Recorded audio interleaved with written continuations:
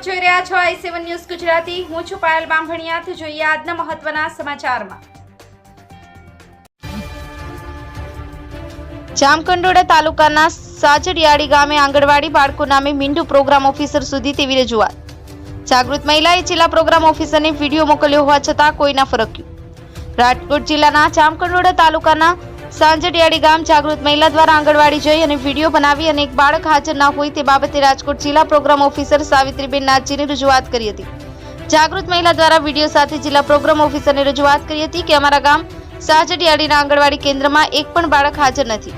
જાગૃત મહિલાએ સાથે રાજકોટ જિલ્લા પ્રોગ્રામ ઓફિસર સાવિત્રીબેન નાથજીને કટાક્ષ સાથે મેસેજ કર્યો હતો કે તપાસ થશે કે લેલા લહેર। મોટો પ્રશ્ન એ છે કે જાગૃત મહિલાએ પોતાની જવાબદારી સમજી અને પ્રોગ્રામ ઓફિસરને વિડીયો મોકલી અને પોતાની જવાબદારી નિભાવી, પણ પ્રોગ્રામ ઓફિસર સરકારી પગાર મેળવતા હોવા છતાં પોતાની જવાબદારી સમજી ના શક્યા। Bureau report i7 news Gujarati. Harmesh સત્યની સાથે। લાઈક કરો, શેર કરો, સબસ્ક્રાઇબ કરો i7 ન્યૂઝ ગુજરાતી।